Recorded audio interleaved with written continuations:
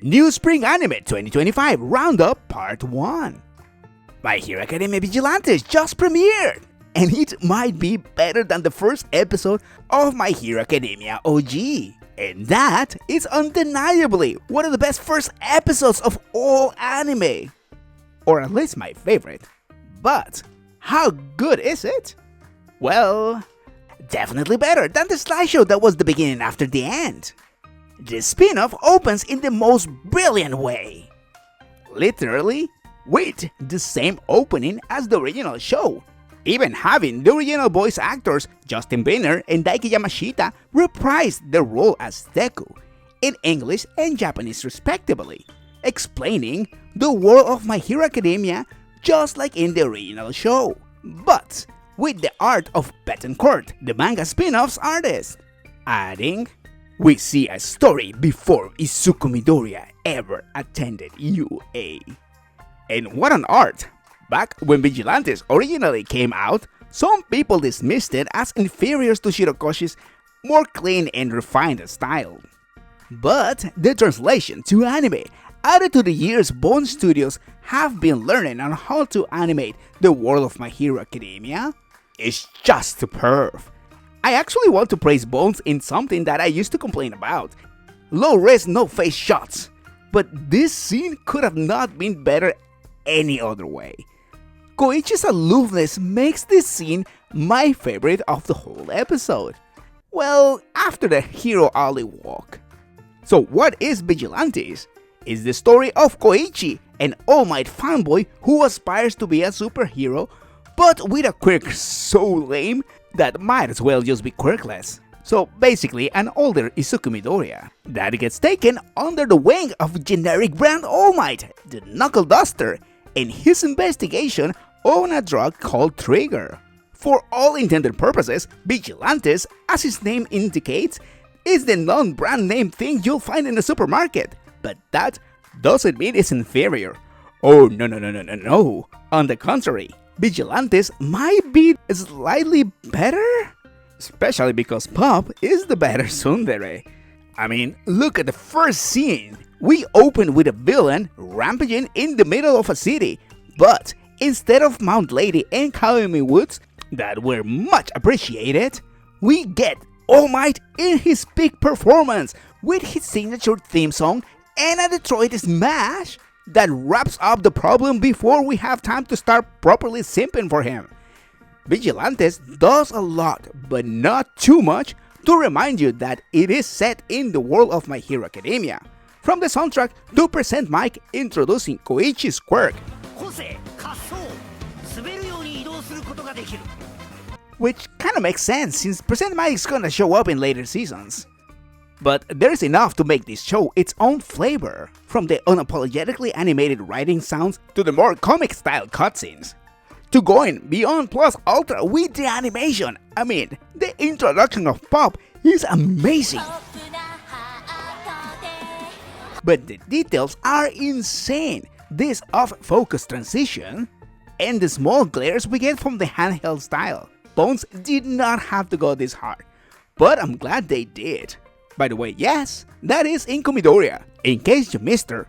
Oh no, New Theory is the Crawler Midoriya's real dad? But beyond that, the writing is superb. Because let's be real, Deku was annoying at times with all the "I can be a superhero if I wish it hard enough," whereas Koichi accepts his limits without being a crybaby. Limits that he will break later on though. On the contrary, he finds a way to be a contributor in his own small way, as the nice guy that even Pop teases about.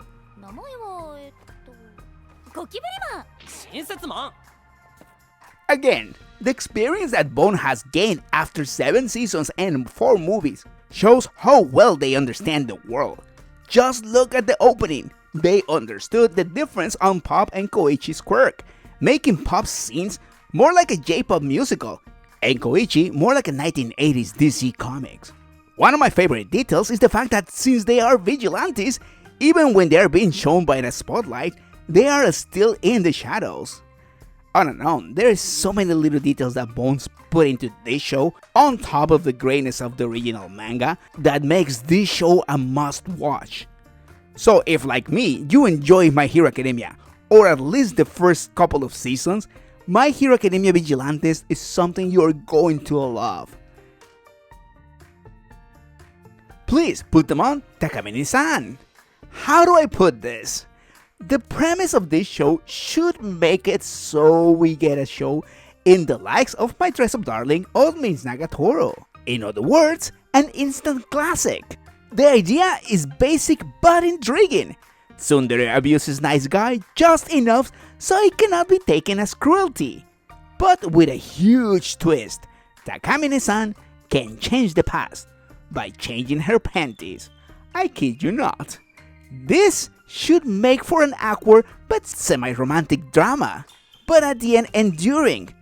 Like when Marin gets her measurements taken by Gojo, but in spite, and I can't believe I'm saying this, in spite of the full fan service, aka full nudity we get in the first episode, I did not find it entertaining enough to want to watch a full season or a rewatch of the first episode, if not for academic purposes. Especially because in their second episode, the rating goes from a full R to almost PG. Not that I'm complaining of the lack, but it feels like the studio knew they had to do something in the first episode to keep the audiences coming back, at the very least to the second episode. The writing is atrocious. The plot advances after Takamine-san literally threatens the main guy, whose name I won't bother to learn, to literally send him to jail claiming fake SA for a purpose that makes no sense. So he carries her panties? But even forgetting this clusterfuck, the second episode revolves around the main guy putting Takamine's panties on in the middle of class, in a way that even the cheapest of the porn stories will call ridiculous. She is sitting in the middle of class, sitting, and he has to go under her desk, which, by the way, hides nothing to the students sitting around her. Honestly, at this point, they should have just gone full on hentai and list this show in hentai heaven. But as is, it's a waste of amazing animation because it literally looks like a Persona game cutscene. So unless you're horny and you cannot access a porn site, then okay, give it a try. To Be a Hero X, from the trailer, I knew this show was going to be crazy, balls to the walls, and everything else. And I know, the 3D animation will right away make you want to stop watching it, because it almost did to me. Especially after Arcane has given us the most feeling-evoking expressions, and this show is, well, I'm not gonna go around it, it's bad. But please give it 5 minutes, because I'm glad I did. 5 minutes, it's all it needs to trap you. Imagine the boys, with the energy and craziness of the best Borderlands games, with a story as preposterous as its energy. Heroes gain their powers thanks to people believing they can have it. This time is literally the power of believing. That is how Protagonist Kun, and nobody, suddenly becomes the top hero after the real top hero, Nice, decides to unalive himself. We go from Prota Kun trying to, just like Nice did, unalive himself, to him taking the mantle of Nice and defeating his old boss in a solo level in World Fight, and another one in the second episode. I mean, OP character versus OP character in a 3-way fight, that is cinema, in the most beautifully animated way. Because regardless of how bad the show is at facial expressions, it is 10 billion times better at art in 3D and 2D and transitioning from one to the other. Seriously, if there is one thing for what you should give this show a chance, it's the art. I mean, look at this. B-Dream, the studio behind To Be a Hero X, might not be Fortiche, the studio that gave us Arcane. But it doesn't have to be, because the lack of hump that Fortiche has, B-Dream makes it up in attitude and in spirit. I mean, Nemesis, in just a couple of lines, makes us feel for him. To Be a Hero X might not be the next One Piece, but definitely is my new weekly awaited show. And lastly, the beginning after the end. Just go read the webcomic, it's literally the same, a bunch of panels, but at least in the webcomic, you can go at your own pace. Part 2 coming soon, and don't forget to like and subscribe for more reviews and anime news.